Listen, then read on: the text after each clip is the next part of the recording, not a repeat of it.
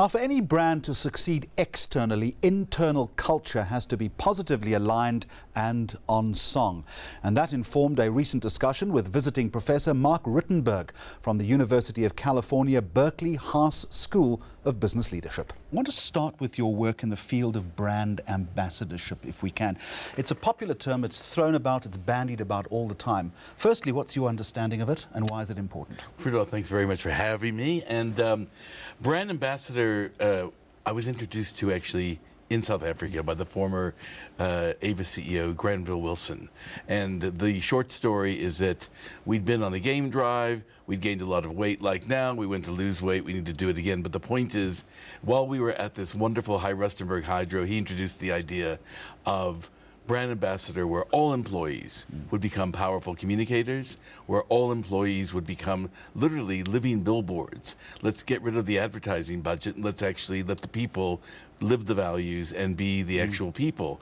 And at some point in the eucalyptus sauna or something, he said, so tell me the essence of your work. And I mentioned one of the guiding principles is show up and choose to be present. And at that point he says, you're my partner. We're going to put the 2,800 people through, and I'm looking for three things as a standard chartered accountant. More profitability, I'm looking for employee satisfaction off the charts, and I'm looking to exceed customer expectations at every interface. If we can do that, I will invest in this widely. And if you can't, I'll stop the program. Let's just say that profitability is a given. That should be a direction that any organization should be taking. But let's look at employees first of all. I would suggest to you that by and large, we're all employees in one way or another. We're a cynical bunch, and often we are very resentful about the brand that we work for. It can be little things. It can be a parking space. It can be, do we have a seat near the window? And that counts against us in terms of brand representation. How do you bring those employees on board? But more importantly, how do you sustain their involvement? Yes, well, first of all, brand ambassador, in my view, is simply code for culture change.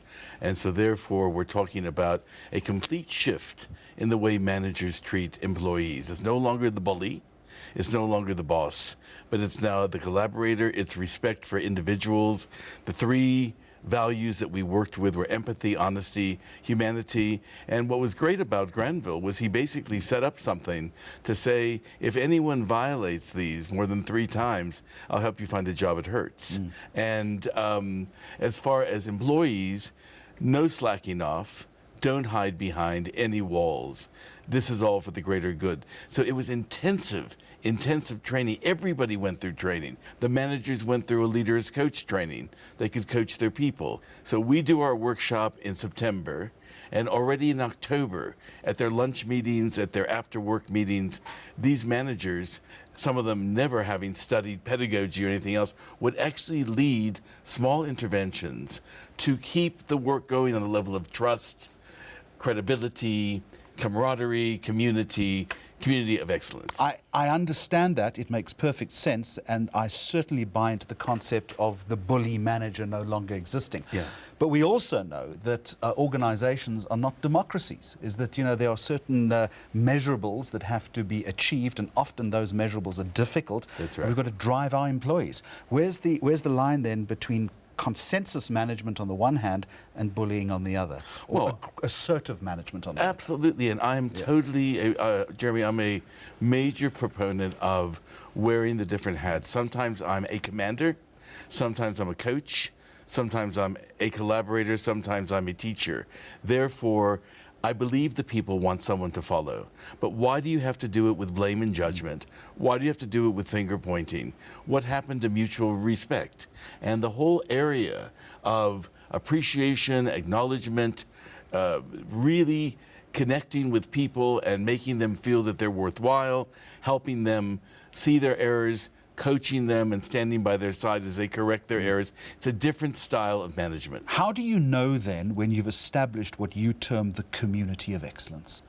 When you've reached the destination? Well, first of all, back to profitability, I suppose. Yes, it's qualitative and quantitative. First of all, you walk in and you can absolutely feel a vibe. You feel a wonderful atmosphere. But when you start to do the measurements of employee satisfaction, a month later, 2 months later, we were measuring like crazy. Profitability, Avis moved in 2003 from number 3 to number 1. they've stayed number one in terms of profitability. And the fact is that when you land at Johannesburg Airport, there are still these gigantic posters that say, Avis's brand ambassadors welcome you to the beloved country. So through measurement and customer surveys constantly, you see that the progress has been made and sustained. You've worked with executives at many Fortune 500 companies, and you write that a common leadership problem is fear. Fear of what? Fear of being fired, fear of being criticized, risk averse, fear of the unknown. And so what one's often dealing with is, you see, leaders, I use that term very differently. There are very few leaders in South Africa. There are very few leaders in the U.S. There are thousands of managers. The difference between the two is that one basically makes things happen on a daily basis. The leader is a visionary. The leader is inspirational. She's motivational, all sorts of things. So therefore, leaders actually work to get rid of their fear because they are doing self-reflection and work on themselves all the time. I would suggest to you a little fear is a good thing. You don't want complacency to set in amongst good leadership, do you? You don't want complacency, but why not replace fear with team spirit? In other words, we all know, every single study shows, serving the greater good, serving the company, a Kennedy-esque thing, don't ask what you can do, don't ask what your country can do for you, so you can do for your country. It's the greater good. And if a manager, i.e. who becomes a leader, in fact engenders a team spirit that we're going to stand shoulder to shoulder and we're going to make this happen and we are going to be the best in class. There's no bullying. There's simply a standard. And I have found in studying the Silicon Valley, Fortune 500, those managers who are decent to their people, who are tough as nails but decent, caring, and are really willing to be coaches for their people as well as commanding generals when the calling comes, they get the best results.